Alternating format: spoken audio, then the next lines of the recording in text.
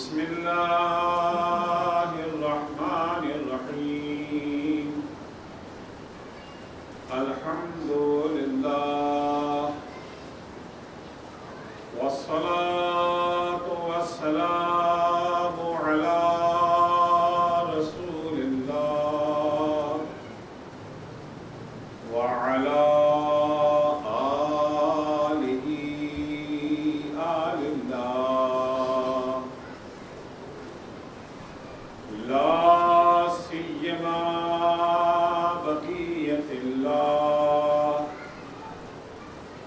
ولعنة الله على أعدائهم أعداء الله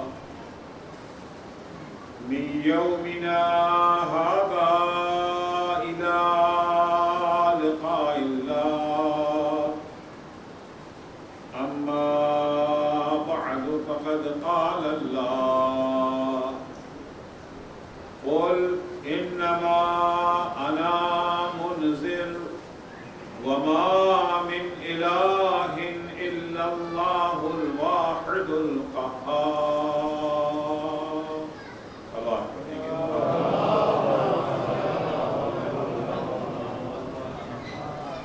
عزیزان گرامی، اللہ جل شانہ کا یہ لطف و کرم ہے، اس نے ہمیں صرف پیدا ہی نہیں کیا، اس نے ہمیں صرف زندگی ہی عطا نہیں کی،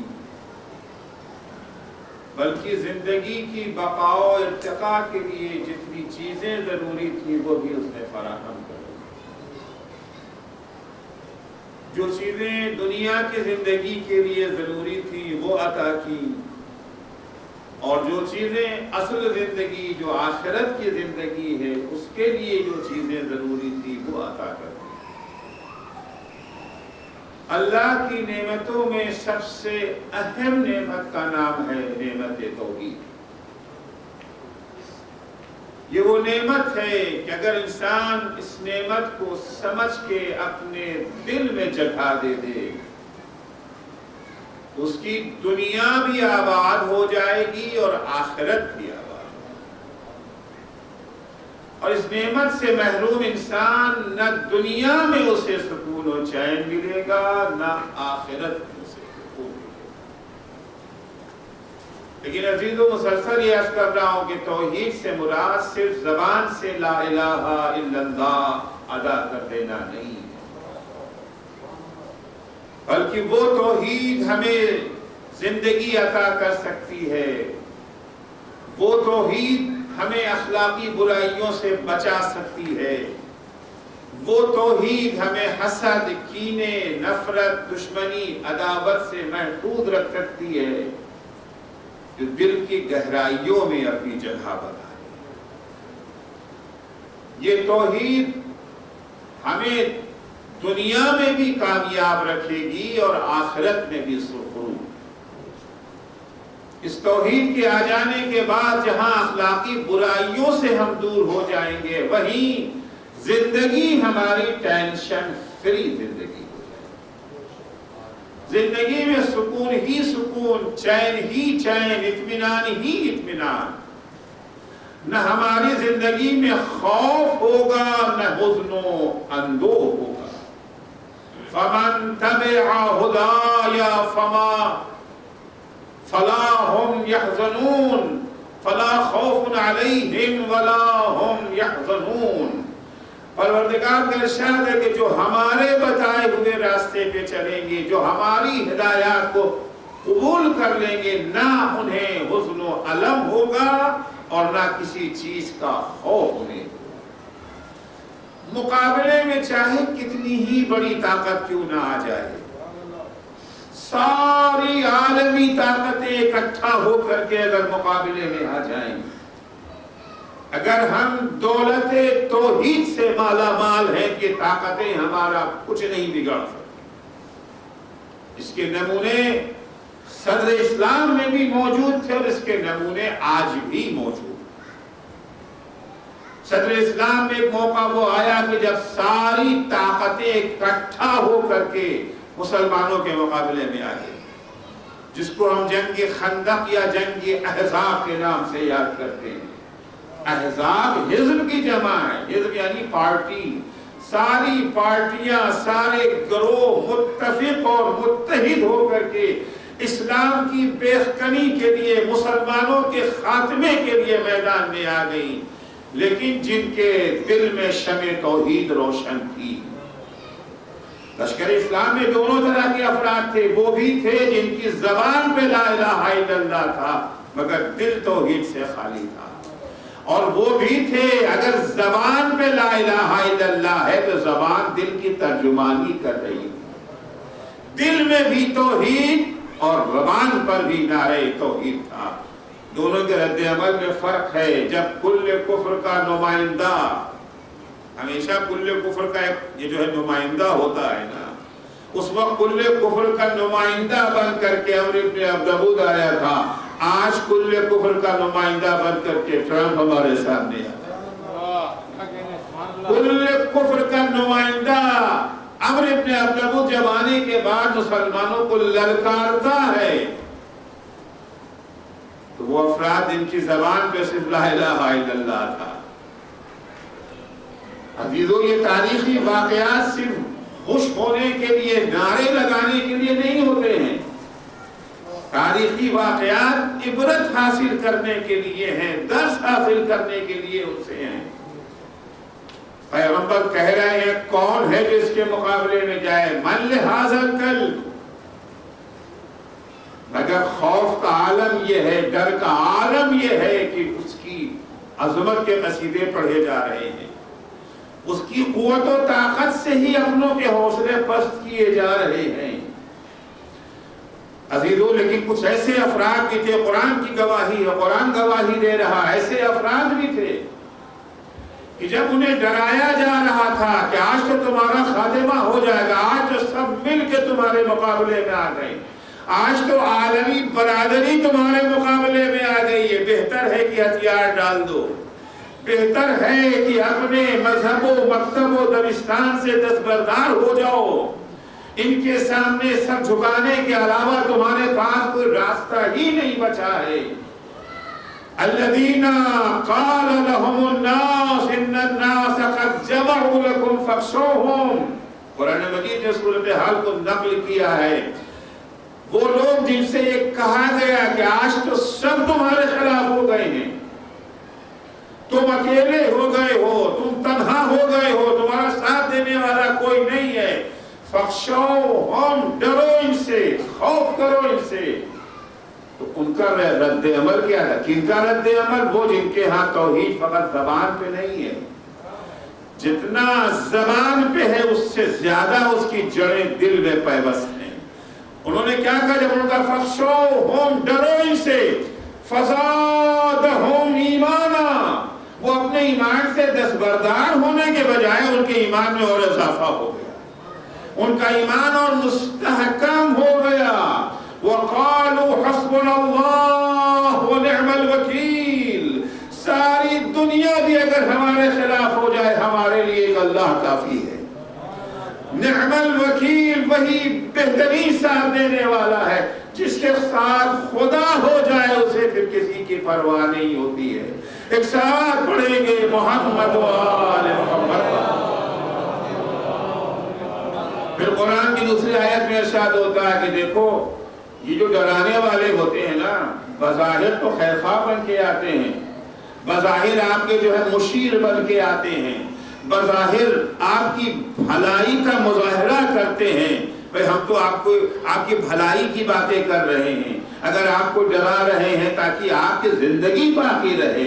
یاد رکھنا، یہ جو خوف دلانے والے ہوتے ہیں خدا کے مقابلے میں، جو بندوں سے ڈرا کر کے، دنیاوی طاقتوں کا خوف دلا کر کے لوگوں کو حق سے، لوگوں کو دین سے دستبردار ہونے کی دعوت دیتے ہیں، یہ در حقیقت شیطان ہے۔ قرآن کی آیت سنیے، قرآن مجید میں ارشاد ہوتا ہے انما ذالکم یخوف الشیطان اولیاءہ، یاد رکھو یہ جو تمہیں ڈرایا جا رہا ہے، خوف ادا کیا جائے، در حقیقت शैतान है, शैतान है जो लोगों को अपने चेलों से डराता है। उनकी ताकत का हवा बना करके पेश कर दिया जाता है कि उनके मुकाबले में तो तुम 2 मिनट भी नहीं टिक सकते हो, ये तुम्हें भून देंगे, ये तुम्हें खत्म कर देंगे। इन्नमा ज़ालिकुम अश-शैतान युख़व्विफ़ु औलियाहु, ये शैतान है जो अपने चेलों से तुम्हें डराता है। फला तख़ाफ़ूहुम, तुम्हें इनसे डरने की जरूरत नहीं है। सारी ताकतें मुत्तहिद होकर के भी अगर तुम्हारे मुकाबले में आ जाएं, मुख्तलिफ असलहों से लैस हो, मॉडर्न तरीन असलहे उनके पास मौजूद हो, उसके बाद भी तुम्हें उनसे डरने की जरूरत नहीं। डरना है तो खाफूनी, मुझसे डरो इन कुंतुम मोमिनीन, अगर तुम वाकई साहिब ईमान हो। ईमान की अलामत ही यही है, इंसान के दिल में फकत एक खौफ होगा, वो अल्लाह जल्ला शानो का खौफ होगा। सलावत बोलेंगे मोहम्मद व आले मोहम्मद पर। अगर ये खंदक का मौका था, अगर ये खंदक का मंजर था, अगर ये खंदक की अक्कासी कुरान कर रहा है, ऐसा नहीं कि फकत ही उसी दौर से मखसूस था। पैगंबर अकरम दुनिया से चले गए, मौलाए कायनात दुनिया से चले गए, अब मुवहिदीन का भी खातिमा हो गया, अब खुदा से डरने वाले भी दुनिया से चले गए, अब तो दुनिया की ताकतों से हिरासा अफराद ही रह गए। नहीं अजीजों, इस दौर में भी वो जमाना जब पूरी दुनिया ईरान के खिलाफ हो चुकी थी। ईरान का बाइकाट कोई नई चीज नहीं है, ये सेक्शन वगैरह आज के नहीं है। जिस दिन से ईरान में इस्लामी इनकलाब का वजूद हुआ है, उस वक्त से ये सारे सेक्शन लगे हुए हैं। सारी ताकतें मुत्तहिद होकर के रोजाना धमकियां दी जा रही थी, हम ये कर देंगे, हम वो कर देंगे। अचानक एक बूढ़ा मर्द मुजाहिद जिसके पास असलहे तौहीद के सिवा कुछ न था, उस जमाने में इस्लामी ईरान की फौजी ताकत भी जीरो थी। आज तो अल्हम्दुलिल्लाह उन्होंने बहुत कुछ बना लिया है। उस वक्त उनके पास एक बंदूक की गोली भी उनको नहीं मिल रही थी। खारदार तार जो बांधे लगाई जाती हैं बॉर्डर पर, वो भी उन्हें कोई देने को तैयार न था। उसके लिए भी वो तरस रहे थे, दर दर की ठोकरें खाते थे, कुछ नहीं था उनके पास। उसके बावजूद मर्द मुजाहिद ने जिसके दिल में शमे तौहीद रोशन थी, एक दफा कहा अमेरिका हमारा कुछ नहीं बिगाड़ सकता। वो दिन और आज का दिन, आज तक अमेरिका उनका कुछ न बिगाड़ सका। सलावत पढ़ेंगे मोहम्मद व आले मोहम्मद पर। सिर्फ नारा नहीं है, सिर्फ धमकी नहीं है, अमली नमूना हम देख रहे हैं। कौन सी ताकत है उनके पास सिवाय अल्लाह की ताकत के? क्या है उनके पास? आप किसी भी मुल्क को 6 महीने के लिए अगर उसका इक़्तिसादी बाइकाट कर दें, मुल्क का दिवालिया हो जाता है, मुल्क घुटना टेकने पर मजबूर हो जाता है। 40 बरस से ज्यादा हो चुका है, 40 बरस से ज्यादा हो चुका है। जो लोग इक़्तिसादी मैदान से वाक़फ़ियत रखते हैं, जो लोग सियासत के मैदान से आशना है, वो जानते हैं कितना भयानक है उनका बाइकाट। ईरान के साथ बिजनेस करना, तिजारत करना कोई आसान काम नहीं है। कोई चीज वहां से इंपोर्ट करना या एक्सपोर्ट करना कितना मुश्किल है। उसके बावजूद वो मैदान में डटे हुए। कल भी नारा था कि अमेरिका हमारा कुछ नहीं बिगाड़ सकता, आज भी नारा है कि अमेरिका हमारा कुछ नहीं बिगाड़ सकता है। ऐसा नहीं कि अमेरिका बिगाड़ना नहीं चाहता। हमेशा आपने सुना होगा कि जी टेबल पर सारे ऑप्शन रखे हुए हैं, टेबल पर सारे ऑप्शन रखे, इंशाल्लाह वो रखे ही रह जाएंगे।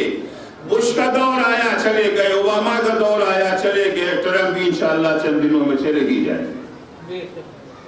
कौन सी ताकत? मैं ईरान का कसीदा बयान करने के लिए नहीं अर्ज कर रहा हूँ, हकीकत है जिसका सामना हमें करना है, क्योंकि हमें भी तो धमकियों का सामना करना पड़ता है। हमें भी तो अपने दीन से दस्तबरदार हो जाने के लिए, अपने दीनी अक़दार को छोड़ देने के लिए, बस चंद ज़ाहिरी चीजों के अलावा जो रूह दीन है उसे छोड़ देने के लिए हमें भी तो समझाया जाता है, हमें भी तो खैर खाना मशवरे दिए जाते हैं। लेकिन अजीजों, ये तौहीद का असर है कि जहां तौहीद की शमा दिल में रोशन हो गई, फकत जबान नहीं, जबान के साथ साथ अमल भी गवाही दे तौहीद की, वहां पर फिर हमें किसी चीज से डरने की जरूरत नहीं है। अलबत्ता यहाँ पर एक जुमले की वजाहत करता चलो, نہ ڈرنے کا مطلب یہ نہیں ہے کہ آپ احتیاط نہ برتیں، نہ ڈرنے کا مطلب یہ نہیں ہے کہ آپ انتظامات نہ کریں، نہ ڈرنے کا مطلب میدان میں آئیں گے تلوار بھی لے کر کے نہیں آئیں گے، ہم تو ڈرتے ہی نہیں کسی چیز سے۔ نہ ڈرنے کا مطلب یہ نہیں ہے، نہ ڈرنے کا ڈر وہ ڈر جس سے منع کیا گیا، جو نہیں ہونا چاہیے، کہ ڈر کی وجہ سے انسان میں جرأت عمل ختم نہ ہو جائے۔ کبھی کبھی ہوتا ہے آپ کو پتا چلا کہ جی باہر یہ جو ہے سانپ ہے، آپ کیا کریں گے؟ ایک ڈر تو یہ ہے کہ آپ کمرہ بند کر کے بیٹھ گئے کہ ہم باہر ہی نہیں نکلیں گے۔ دوسرا ڈر ہے کمرے سے باہر نکلیں گے ڈنڈا ہاتھ میں لے کے نکلیں گے، ڈنڈا ہاتھ میں لے کے نکلیں گے، عمل سے دستبردار نہیں ہوں گے۔ ایک ڈر وہ تھا جو کوفیوں کے پاس تھا کہ ڈر کے مارے انہوں نے امام حسین کا ساتھ چھوڑ دیا۔ کیوں عمر سعد کی فوج میں گئے تھے؟ کیا امام حسین کو پہچانتے نہیں تھے؟ فرزدق کا یہ ایک جملہ بہت کچھ سمجھانے کے لیے کافی ہے، قلوبہم معک وسیوفہم علیک، مولا دل آپ کے ساتھ ہیں مگر تلواریں آپ کے خلاف ہیں۔ دل آپ کے ساتھ ہے کیا مطلب؟ یعنی دل سے وہ آپ کو حق پر سمجھتے ہیں، وہ دل سے گواہی دیتے ہیں حسین حق پر ہے، یزید باطل پر ہے، حسین کا ساتھ کیوں نہیں دیتے؟ حل من ناصر کی صدا سننے کے باوجود لشکر عمر سعد میں رہے، کیوں؟ لشکر عمر سعد میں رہ کر کے دعا امام حسین کے لیے کر رہے، اللہم انصر حسینا، خدایا حسین کو کامیابی دے دے، مگر کھڑے ہیں عمر سعد کے لشکر میں۔ کس لیے؟ کیوں نہیں ہر کی طرح حسین کے پاس آ جاتے؟ حسین تو ہر لحظہ معاف کرنے کو تیار ہے نا۔ شہادت علی اصغر کے بعد بھی امام حسین سمجھانے کے لیے گئے ہیں، اگر اس وقت بھی وہ توبہ کرنے کو تیار ہو جاتے تو امام حسین انہیں اسی طرح سے معاف کر دیتے جیسے ہر کو معاف کیا تھا۔ کیوں نہیں آئے؟ ڈر، خوف، کس چیز کا خوف؟ ہماری جان کہیں نہ چلی جائے، جان جانے کا خوف، مال چھن جانے کا خوف، ذلت و رسوائی کا خوف، یہ وہ خوف ہے جس کی توحید اجازت نہیں دیتا۔ لیکن یہ کہ ہم احتیاط نہ کریں، ہم انتظام نہ کریں، ہم تیاری نہ کریں۔ عزیزو، امیر المومنین علی بن ابی طالب علیہ السلام سے زیادہ نڈر، بے خوف، شجاع کون تھا؟ لیکن مولا بھی جب میدان میں جاتے تھے تو ذرا پہن کے جاتے تھے، ذرا پہن کے جاتے تھے نا، کاہے کے لیے؟ ڈر ہوتا تو میدان میں نہ آتے، اگر ڈر ہوتا تو وہی رد عمل علی کا بھی ہوتا جو بقیہ کا تھا۔ اگر علی کے یہاں خوف ہوتا تو جنگ خندق میں رسول کی صدا بے جواب رہ جاتی، کوئی مدد کے لیے کھڑا ہی نہ ہوتا۔ ڈر نہیں ہے، خوف نہیں ہے، مگر اس کے بعد بھی تلوار لے کر کے میدان میں جاتے تھے، اس کے بعد بھی زرہ پہن کے میدان میں جاتے تھے۔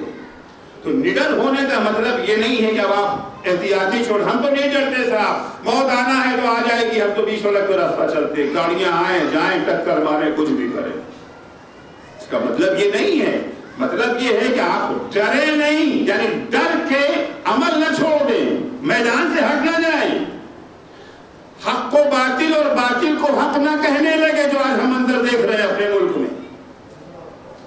آج مختلف شخصیتوں کے ذریعے سے ایسے ایسے بیانات سننے کو ملتے ہیں، ایسی ایسی حرکتیں نظر آتی ہیں کہ ان سے ان حرکتوں کی امید نہیں کی جا سکتی تھی۔ کس چیز نے ان کو ایسی حرکتوں پر آمادہ کیا، ایسے بیانات پر آمادہ کیا؟ خوف کے علاوہ کچھ اور ہے؟ نہ ڈرنے کا مطلب یہ ہے کہ حق کو حق کہو، باطل کو باطل کہو۔ اس خوف سے کہ ہمیں قید کر دیا جائے گا، اس خوف سے کہ ہماری جان چلی جائے گی، اس خوف سے کہ ہمارا کاروبار خطرے میں پڑ جائے گا، اس خوف سے کہ ہماری جاب چھن جائے گی، جاب بچانے کے لیے دین قربان کر دیں، کاروبار کو بڑھانے کے لیے دین قربان کر دیں، 4 دن کی زندگی باقی رکھنے کے لیے دین کا سودا کر لیں، توحید اس کی اجازت نہیں دیتا۔ ورنہ احتیاط کرنے میں کوئی حرج نہیں ہے کہ انسان احتیاط سے کام لیا کرے۔ عزیزو، ڈرانے کا کام کون کرتا ہے؟ شیطان کرتا ہے۔ قرآن مجید کی آیت پڑھتا ہوں، الشیطان یعدکم الفقر ویأمرکم یأمرکم بالفحشاء واللہ یأمر واللہ یعدکم فضلا واللہ یعدکم مغفرتا منہ وفضلا ان اللہ بما تعملون بصیر. شیطان ہے جو تمہیں ڈراتا ہے. کس چیز سے ڈراتا ہے؟ غربت سے ڈراتا ہے. اگر کاروبار میں جھوٹ نہ بولو گے تمہارا بزنس تباہ ہو جائے گا، دانے دانے کے لیے محتاج ہو جاؤ گے. اگر بزنس اور کاروبار میں ایک دوسرے کو ٹوپی نہ پہناؤ گے، دھوکہ نہ دو گے تو کاروبار کہاں چل سکتا ہے. اگر تم مذہبی علامتوں کو لیے گھومو گے تو تمہارے ساتھ کوئی بزنس نہیں کرے گا، تمہیں کوئی اچھی جاب نہیں دے گا. اچھی جاب چاہیے تو ظاہر ہی نہ ہونے دو کہ تم مسلمان ہو. اب اگر وہ آدھار کارڈ میں جو ہے مسلمانوں والا نام لکھا ہے وہ تو مجبوری ہے، پھر میں کہے نہیں بھائی ہم وہ والے مسلمان نہیں ہیں.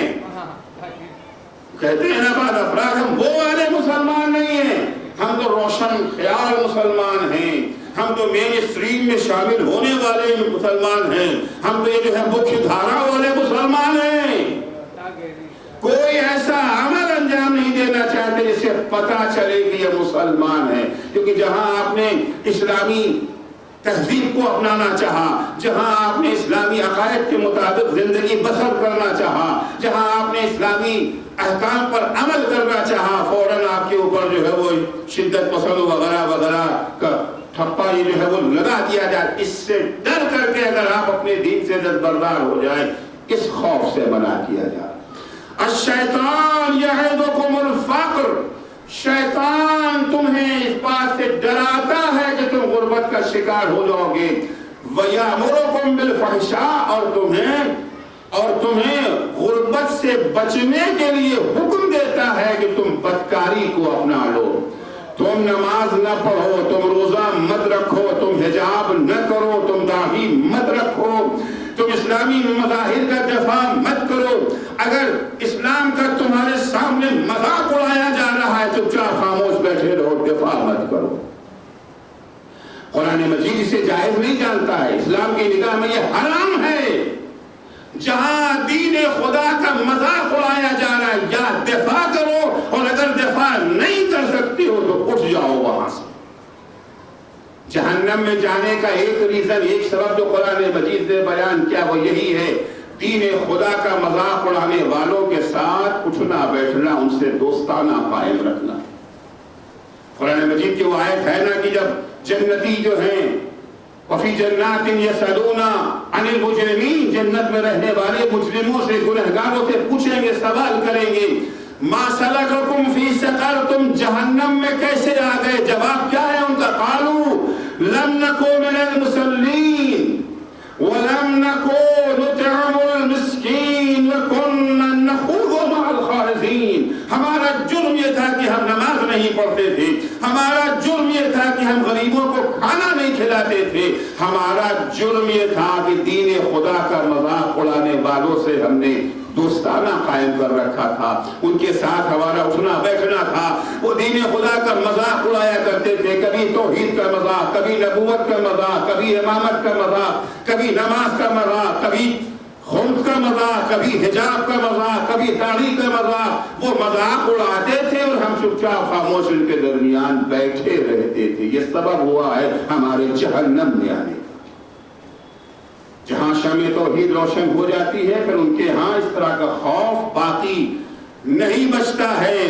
مرد میدان ہو کر کے وہ اپنے دینی اقدار کا دفاع کرتے ہوئے نظر آتے ہیں.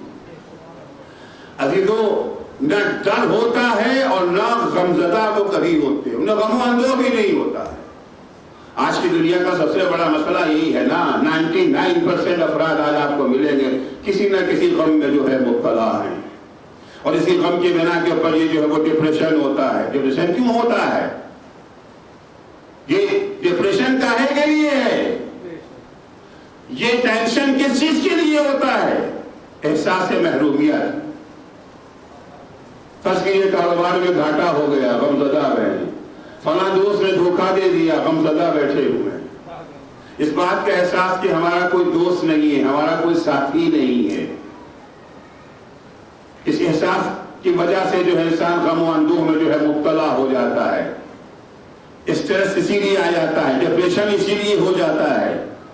لیکن وہ انسان جس کے دل میں شمع توحید روشن ہے،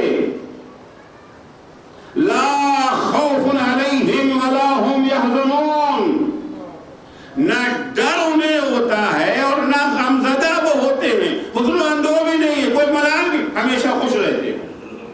اور کیسے ہو سکتا ہے خوش رہے؟ کاروبار میں گھاٹا ہو گیا پھر بھی خوش رہے، نوکری چھن گئی، بہت سارے ایسے افراد ہیں جن کی نوکری چھن گئی ہے، نوکری چھن گئی ہے پھر بھی خوش رہیں، گھر میں فاقہ ہو رہا پھر بھی خوش رہیں، یہ کیسے ممکن ہے؟ یہ ہو سکتا ہے بھلا؟ ہاں ہو سکتا ہے، ہو سکتا ہے۔ کیسے ہو سکتا ہے؟ اگر احساس محرومیت ہے تو غم ہوگا، اور اگر محرومیت کا احساس نہ ہو تو غم نہ ہوگا۔ کیوں نہیں ہوگا احساس؟ جاب چھوٹ گئی ہے، بزنس میں گھاٹا ہو گیا ہے، آپ کہتے ہیں احساس محرومیت نہ ہو۔ میں آپ کی خدمت میں ایک چھوٹی سی مثال عرض کرنا چاہتا ہوں۔ ایک صاحب ہے جن کے پاس $1 بلین ہے، بلینر ہیں۔ اگر 10-20 ہزار ڈالر ان کا غائب ہو جائے تو انہیں کوئی احساس ہوگا؟ ہاں، جس کی کل کائنات یہی ہو اس کے لیے $10,000 تو بہت ہوتا ہے، لیکن جس کے پاس $1 بلین ہے، $1 ارب ہے، بلینر کے پاس سے اگر 2-4 ہزار $10,000 کہیں چلا گیا، کچھ ہو گیا، اس کی صحت پہ کوئی اثر ہو گیا؟ ہرگز نہیں، کیونکہ 10,000 کے مقابلے میں $1 بلین 10,000 کی حیثیت ہی کچھ نہیں ہے۔ عزیزو، وہ موحد جس کے دل میں شمع توحید روشن ہے، وہ موحد جس کے دل میں توحید نے جگہ بنا لی ہے، اس کی نگاہ میں توحید اتنی بڑی دولت ہے کہ دنیا کے کاروبار کا گھاٹا کوئی گھاٹا نہیں ہوتا ہے۔ اس حقیقت کو اگر سمجھنا ہے تو چلیے میدان عرفات میں چلیے۔ 9 ذی الحجہ ہے، سرکار سید الشہداء امام حسین علیہ السلام دعائے عرفہ پڑھ رہے ہیں۔ دعائے عرفہ موجود ہے مفاتیح میں، پا کر کے دیکھ لیجئے گا۔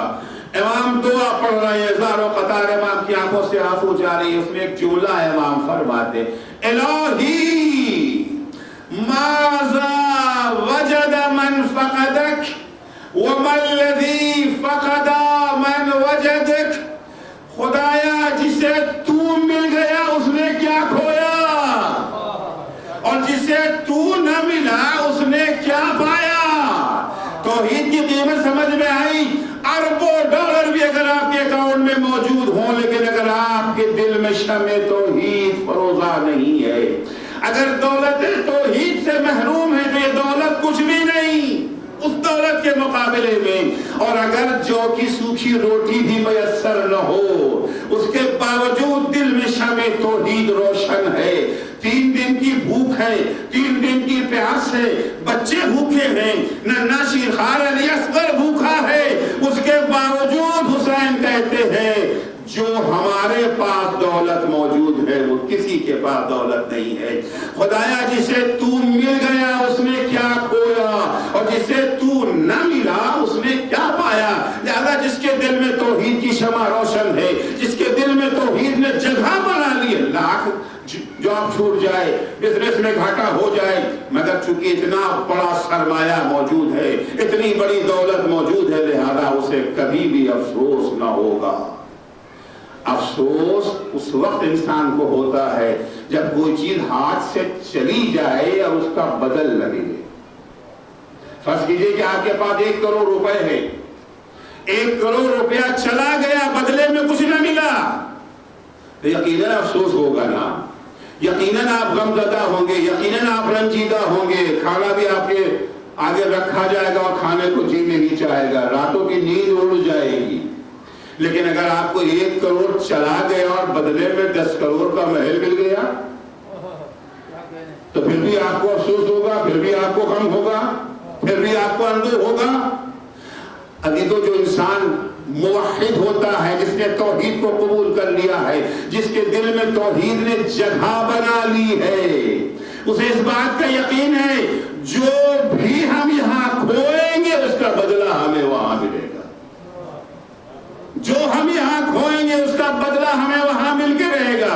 और बहरहाल दुनिया की तो ये खासियत है कि खोना तो है हमें। एक जिसके पास जो भी है, वो चाहे बिल गेट्स हो चाहे मुकेश अंबानी हो, अपनी दौलत को हमेशा के लिए अपने साथ रख ही नहीं सकते हैं। एक न एक दिन तो दौलत को छोड़ना ही पड़ेगा, मजबूर है छोड़ने के लिए। जहां आंख बंद हुई ये सारी दौलत उनसे छूट गई। अब यहां से तो खाली हाथ ही जाएंगे ना, अपने साथ कुछ लेकर के तो नहीं जा सकते हैं। इन्हें अफसोस इसी वक्त क्यों इन लोगों के लिए मौत इतनी ज्यादा मुश्किल हो जाती है। मुश्किल यही है जो अरबों डॉलर हमने कमाए हैं इनका क्या होगा। अपने साथ अगर ले जाने का कोई इंतजाम होता, शिफ्टिंग का अगर कोई इंतजाम होता तो फिर ये मुश्किल ना होती। सच कीजिए, आप दिल्ली में रहते हैं, अचानक आपको दिल्ली से कहीं और जाने का ऑर्डर आ जाता है, मतलब जो कुछ है आप सब अपने साथ लेकर के जा सकते हैं। अपना बैंक बैलेंस भी ले जा सकते हैं, घर का सामान भी ले जा सकते हैं, हत्ता दोस्त और अहबाब को भी अपने साथ ले जा सकते हैं, रिश्तेदारों को भी अपने साथ ले जा सकते हैं। तो फिर आपको कोई तकलीफ होगी, कोई परेशानी होगी दिल्ली छोड़ते भरगिज नहीं। लेकिन ऑर्डर हुआ अचानक हिंदुस्तान से निकल जाओ, सब कुछ छोड़ छाड़ करके, यकीनन इंसान गमज़दा होगा। अदीलो एक मुवाहिद के लिए अच्छाई यही है, वो ये जानता है जिस चीज से हम महरूम हो जाएंगे कम अज कम उसका 10 गुना वहां मिलने वाला है, कम अज कम 10 गुना। वरना अल्लाह जितना चाहे और मजीद दे दे। सब कुरान की आयतें हैं जो आपकी खिदमत में अर्ज कर रहा हूँ। मौलाए कायनात अमीरुल मोमिनीन हजरत अली इब्न अबी तालिब अलैहिस्सलाम इस हकीकत के लफ्जों में बयान फरमाते, मिनल अना अन्नल मरआ यजमअ मा ला याकुल व यबना मा ला यस्कुन। दुनिया की मुसीबतों में से एक मुसीबत ये है कि इंसान वो माल इकट्ठा कर लेता है जिसे खा नहीं सकता। हम मुकेश अंबानी अपना सारा पैसा खाना चाहे तो खा सकते हैं, बिल गेट्स अपना पैसा खाना डॉलर को चबाना भी चाहे तो भी खत्म ना होगा। मिनल अना अन्नल मरआ यजमअ मा ला याकुल व यबना मा ला यस्कुन। वो दौलत जमा कर ली जिसे खा नहीं सकते हैं, वो घर बना लिया जिसमें रहना नसीब नहीं होगा। मुकेश अंबानी का घर सबसे महंगा है ना हिंदुस्तान में, सबसे महंगा घर बनाया है ना उन्होंने, 27-28 मंजिला पता नहीं क्या क्या उसके अंदर सब बनाया है ना। मगर जिस दिन जाएंगे दुनिया से लेके जाएंगे या छोड़ के जाएंगे। वमिनल अना अन्नल मरअ यजमअ मा ला याकुल व यबना मा ला यस्कुन सुम्मा यखरुजु इलल्लाहि अज़्ज़ व जल। घर बना लिया, माल जमा कर लिया, अचानक मलकुल मौत आ गए, चलो अल्लाह की बारगाह। ला मालुन हुमिल वला बिनाउन नुकिल। इस आलम में दुनिया से जा रही है कि न माल उनके साथ जा रहा है न घर उनके साथ जा रहा है। सारे का सारा पैसा यहाँ रखा रह गया, सारे का सारा माल यहाँ रखा रह गया। तो जाहिर सी बात है गम भी है, अंदूर भी है, परेशानी भी है, टेंशन भी है, सारी चीजें होगी। लेकिन अगर कोई ऐसा इंतजाम हो जाए कि शिफ्टिंग हो जाए, अगर कोई ऐसा इंतजाम हो जाए कि आपके साथ आपका ये मकान भी चला गया, यहाँ 27 मंजिले वाला मकान था, वहां पर 2700 मंजिल का मकान मिलेगा। यहाँ अगर आपके पास 50-60 बिलियन डॉलर है, वहां के ऊपर 5000-6000 बिलियन डॉलर आपको मिल जाएगा। फिर कोई परेशानी होगी। फिर एक मुवाहिद का जो नुक्ता नजर होता है कि जो कुछ हम यहाँ देंगे, जो कुछ हम यहाँ देंगे राह खुदा में खर्च करेंगे। अगर जिंदगी हमने खुदा के हुक्म के मुताबिक बसर कर ली, बिजनेस किया अल्लाह के हुक्म के मुताबिक, कारखाना चलाया अल्लाह के हुक्म के मुताबिक, जॉब किया अल्लाह के हुक्म के मुताबिक, जितना घाटा यहाँ हो जाएगा उसका 10 गुना हमें वहां मिलेगा, क्योंकि हमने हुक्म खुदा के मुताबिक जिंदगी बसर की थी। अजीजों, फिर तो खुशी का मकाम है ना। अगर शिफ्टिंग का है इंतजाम, हाँ इंतजाम है। कैसे इंतजाम है? चलिए इमाम ज़ैनुल आबिदीन अलैहिस्सलातु वस्सलाम के दर पर चलते हैं। ظاہر سی بات ہے کہ بہت سارے افراد اس دنیا میں ہیں جو غریبوں کی جو مدد کرتے بھی، آپ نے پوری لسٹ سنی، فہرست سنی، ساری باتیں سنی، لیکن ہم لوگ بہرحال ہم میں سے ہر ایک کچھ نہ کچھ کار خیر کرتا ہی رہتا ہے، مگر ہم لوگوں کا ایک مزاج بھی تو ہے۔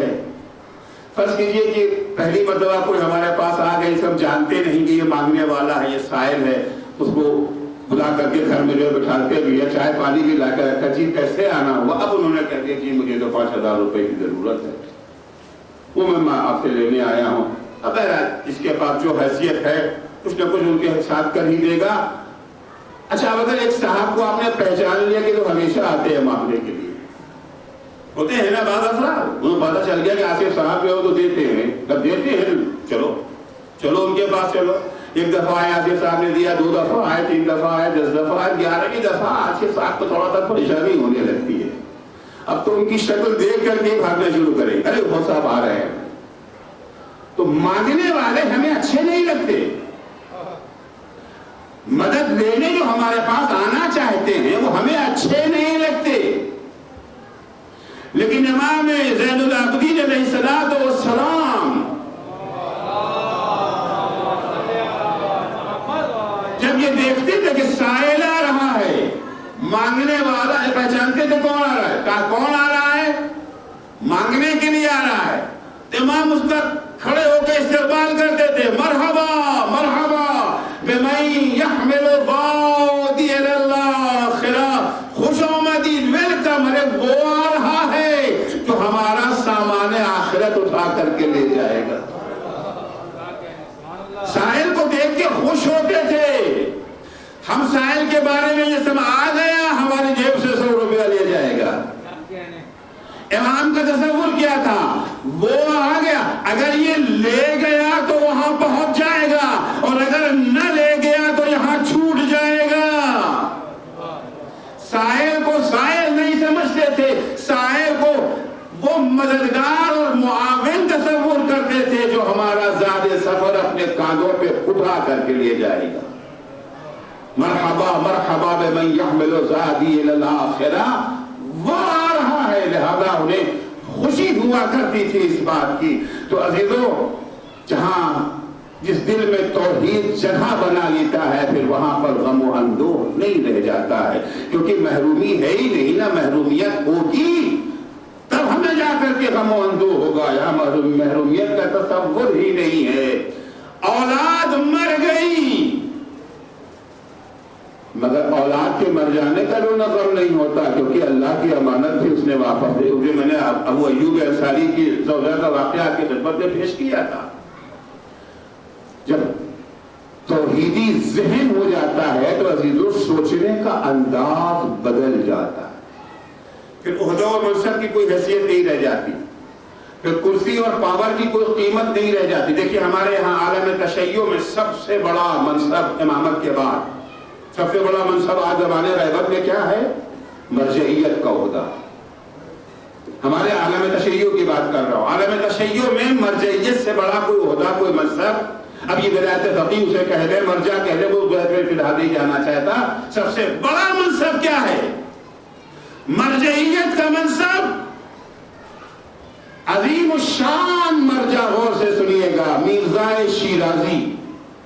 مرزا شیرازی عظیم مرجع کا نام ہے، جس نے اپنے ایک فتوے کے ذریعے سے برطانیہ کی سازشوں پر پانی پھیر دیا، ایران کو غلام بنانے کی ساری سازشوں کو ایک فتوے سے ناکام کر دیا۔ عظیم الشان مرجع مرزا شیرازی کا انتقال ہو گیا۔ ظاہر سی بات ہے ایک مرجع کے انتقال کے بعد دوسرے مرجع کا اعلان تو ہوگا۔ دو عظیم آیت اللہ ہے نائینی اور آیت اللہ ہے شیخ عبد الکریم حائری۔ آیت اللہ ہے نائینی، آغا خوئی کے استاد، آغا حکیم کے استاد، مراجع نجفت کے استاد آغا نائینی، بڑی عظیم ہستی۔ اور آیت اللہ ہے عبد الکریم حائری، امام خمینی کے استاد، حوزہ علمیہ قم کے فاؤنڈر اور بانی۔ یہ دونوں حضرات بڑی عظیم ہستیاں تھیں۔ جب مرزا شیرازی کا انتقال ہوا تو یہ دونوں ہستیاں آیت اللہ سید محمد فشارقی کی خدمت میں گئیں۔ یہ دونوں ان دونوں کے استاد تھے، آیت اللہ سید محمد فشارقی۔ اور جانے کے بعد انہوں نے آیت اللہ سید محمد فشارقی سے کہا کہ ہم اللہ کو گواہ قرار دے کر کے اس بات کا اعلان کرتے ہیں اس وقت عالم آپ ہیں، آپ سے زیادہ علم اور تقوی کا حامل کوئی نہیں ہے، اس منصب مرجعیت کے آپ ہی اہل ہیں، آپ ذمہ دار ہیں۔ ہم لوگ آپ کے پاس آئے ہیں یہ خبر دینے کے لیے کہ ہم آج آپ کی مرجعیت کا اعلان کرنے جا رہے ہیں، کیونکہ اگر آیت اللہ ہے حائری، آیت اللہ ہے لاہری مرجعیت کا اعلان کر دیتے تو قبول کرنا سب کے لیے آسان ہو جاتا۔ انہوں نے کہا کہ تم مجھے مرجعیت کا اہل سمجھتے ہو؟ کہاں؟ یہ جملہ سنتے ہی آئے سے محمد فشار کی زار و قطار رونے لگے، ان کی آنکھوں سے آنسو جاری ہو گیا۔ کہ کبھی انتقال ہوا تھا مرزا شیرازی کا، کہنے لگے میں کل نماز مغرب کے لیے جب حرم امیر المومنین میں گیا تو رات بھر میں وہیں حرم میں رہا، پوری رات میں نے فجر تک حرم میں گزاری، روتا جا رہا تھا، آنسو بہاتا جا رہا تھا، امیر المومنین کو مرزا شیرازی کی وفات کی تعزیت دیتا جا رہا تھا، عظیم مرجع گزر گیا۔ صبح ہوتے ہوتے میں نے اپنے دل کے گوشے میں کچھ خوشی سی محسوس کی، گوشے میں کہیں خوشی کا احساس ہمیں ہوا، تو میں نے اپنے نفس سے کہا کہ خوشی کاہے کی ہے بھائی؟ ارے عظیم مرجع دنیا سے گزر گیا ہے، خوشی کس بات کی؟ تو جب میں نے نفس کا جائزہ لیا تو پتا چلا خوشی اس بات کی ہے اب مرجع میں بنوں گا، کیونکہ اہلیت تھی، صلاحیت تھی ان کے اندر، اور یہی تھا کہ وہی چنے جائیں گے، انتخاب انہی کا ہوگا، تقویٰ بھی ہے، علم بھی ہے، فراست بھی ہے ان کے اندر۔ خوشی اس لیے ہو رہی ہے کہ اب میں مرجع بنوں گا۔ سید محمد فشارقی اپنے ان دونوں شاگردوں سے کہتے ہیں جسے مرجع بننے کی خوشی ہو جائے وہ مرجع نہیں بن سکتا، جسے مرجع بننے کی خوشی ہو جائے وہ مرجع نہیں بن سکتا، اس لیے کہ مرجعیت کی جو شرطیں بیان کی ہیں امام نے، اس میں ایک شرط ہے مخالفاً لہوا، مرجع وہ بنے گا جو اپنی جائز خواہشات نفس کا مخالف ہے۔ یہ کہہ کر کے انہوں نے کہا کہ میں مرجع نہیں بن سکتا، کیونکہ قرآن کی آیت ہے کہ تلک الدار الآخرہ نجعلها للذین لا یریدون علوا فی الارض ولا فسادا والعاقبۃ للمتقین، یہ دار آخرت، یہ جنت، یہ آخرت کے انعامات ان لوگوں کے لیے ہیں جو زمین میں بلندی نہیں چاہتے۔ یہ کہہ کر کے انہوں نے دروازہ بند کر دیا کہ میں مرجع نہیں بن سکتا۔ اتنے بڑے عہدے کو ٹھکرا دینا، یہ عہدے کو عہدہ نہ سمجھنا معمولی بات نہیں ہے۔ کہاں سے یہ جذبہ پیدا ہوتا ہے؟ یہ جذبہ توحید کی دین ہے۔ جس دل میں توحید جگہ بنا لے وہ دل نورانی ہو جاتا ہے۔ اللہ ولی الذین آمنوا یخرجہم من الظلمات الی النور، جو لوگ اللہ کو اپنا ولی بنا لیتے، صاحبان ایمان کا ولی اللہ بن جاتا ہے، انہیں تاریکیوں سے نکال کر کے نور کی وادی میں داخل کر دیتا ہے۔ جس دل میں توحید نے جگہ بنا لی اب وہ دل بھی نورانی ہے، عقل بھی نورانی ہے، جذبات بھی نورانی ہے، فکر بھی نورانی ہے، کردار بھی نورانی ہے، کاروبار بھی نورانی ہے۔ اتنا کردار نورانی ہو جاتا ہے کہ 3 دن کا بھوکا اور پیاسا ہو جائے، نہر پہ قبضہ کر کے چلو میں پانی لے کر کے پھینک دیتا ہے۔ عباس اگر پانی پی لیتے دنیا کی کوئی شریعت، کوئی قانون عباس پر انگلی نہیں اٹھا سکتا تھا، لیکن قانون وفا، شریعت وفا اجازت نہیں دے رہی۔ یہ عباس کا نورانی قلب ہے کہ ہمیشہ حسین کا بھائی ہوتے ہوئے بھی اپنے کو ہمیشہ غلام سمجھا۔ جناب عباس کے وجود کی تشکیل میں 2 چیزوں کا حصہ تھا، ایک علی کا لہو، دوسرے ام البنین کا دودھ۔ لیکن عباس کی جو شخصیت زمانے کے سامنے آئی وہ ام البنین کے دودھ کا اثر تو زمانے نے دیکھا، لیکن علی کے لہو کی تاثیر دکھانے کا تو عباس کو موقع ہی نہ ملا۔ جس وقت جناب ام البنین بیاہ کر کے علی کے گھر میں آئی ہیں، آتے ہی ام البنین نے پہلے علی کی چوکھٹ کو بوسا دی، سجدہ شکر میں گر گئی کہ معبود تیرا لاکھ لاکھ شکر، تو نے مجھے اس گھر میں داخل ہونے کی توفیق دے دی جہاں کبھی میری شہزادی فاطمہ زہرا رہا کرتی تھی۔ ام البنین علی کی زوجہ ہونے کے لحاظ سے حسنین کی ماں بھی تو ہیں، زینب کلثوم کی ماں بھی ہیں، مگر کبھی بھی ام البنین نے اپنے کو حسنین کی ماں نہیں سمجھا، ہمیشہ حسنین کی کلیزی سمجھا۔ تاریخ کہتی ہے ام البنین گھر میں داخل ہوئی ہیں، جناب زینب کلثوم حسن و حسین کے قدموں پر اپنا ہاتھ رکھ کے کہتی ہیں بچوں میں ماں نہیں تمہاری کنیز بن کر کے آئی ہوں۔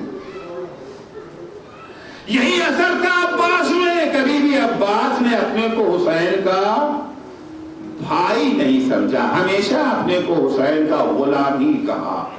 عزیز و شب عاشور امام حسین اور عمر سعد میں ملاقات طے پائی ہے، طے یہ پایا ہے کہ حسین اکیلے آئیں گے، عمر سعد بھی اکیلے آئے گا، حسین کے ساتھ حسین کا بیٹا علی اکبر ہوگا اور عمر سعد کے ساتھ اس کا بیٹا ہوگا۔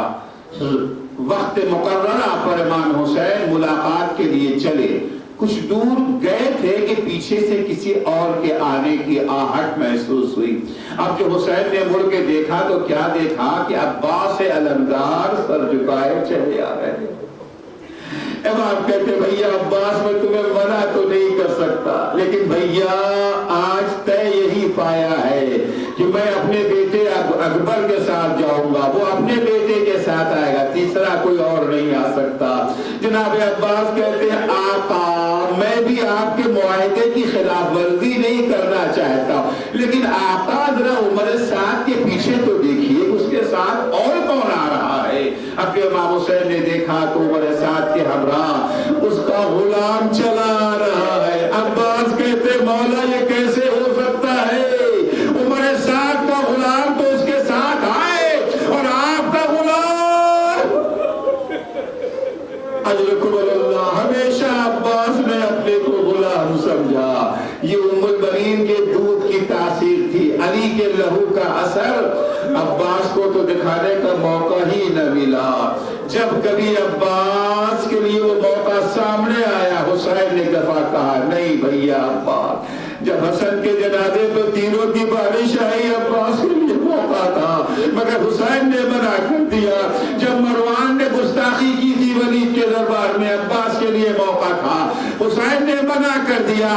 جب فرات کے کنارے سے خیمے ہٹائے جا رہے تھے حسین نے منع کر دیا۔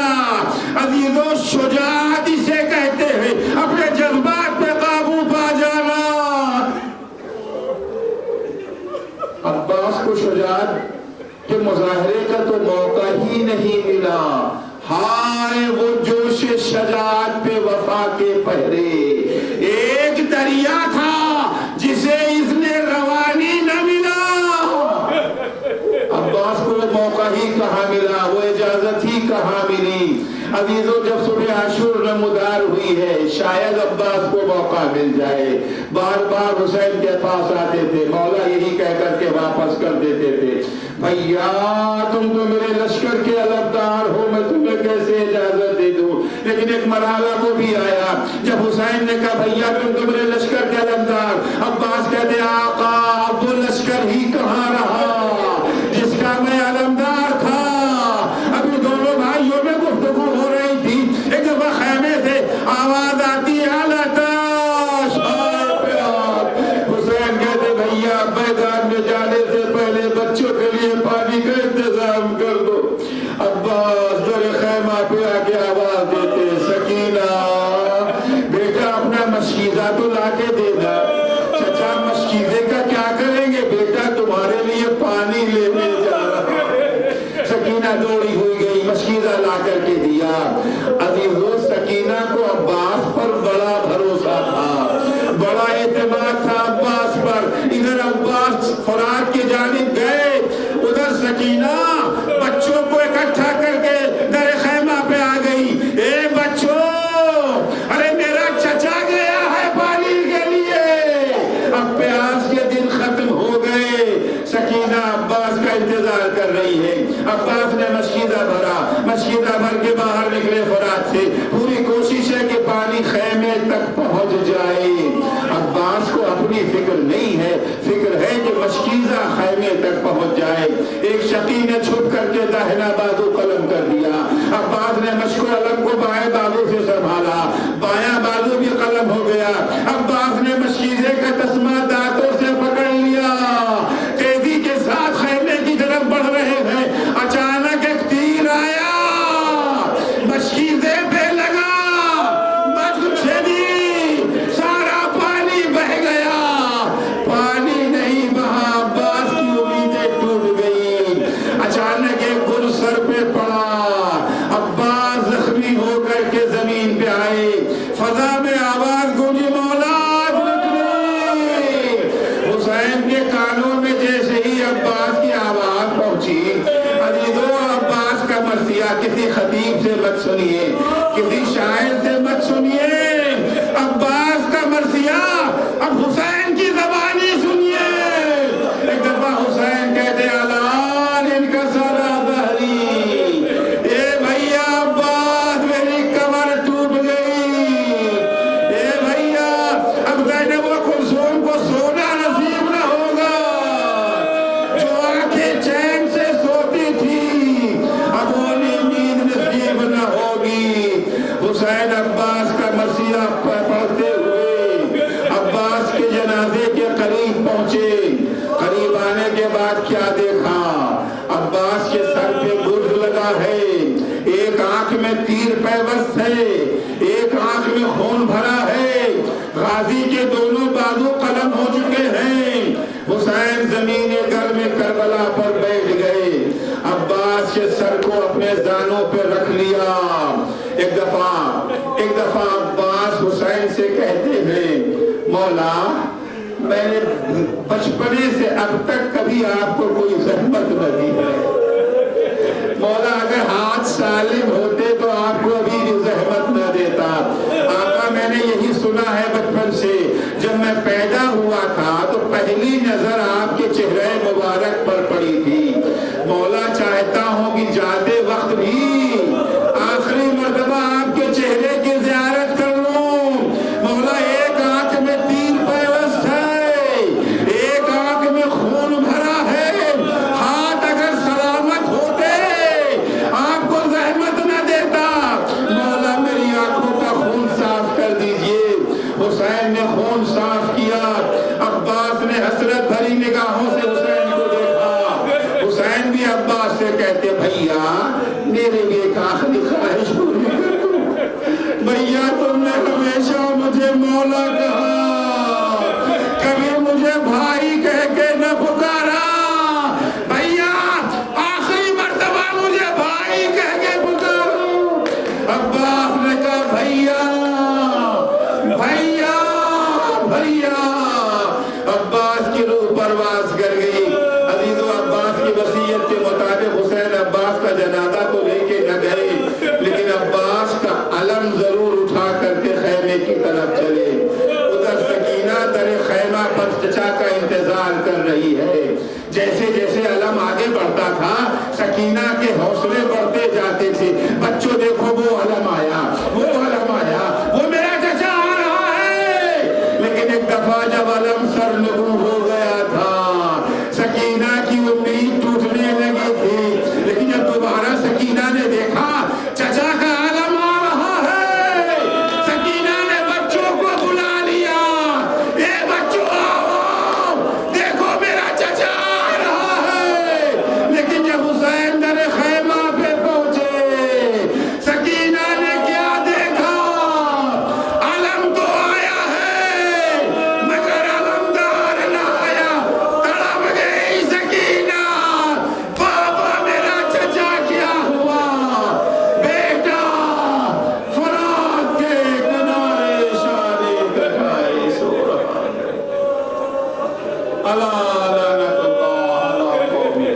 العالمین.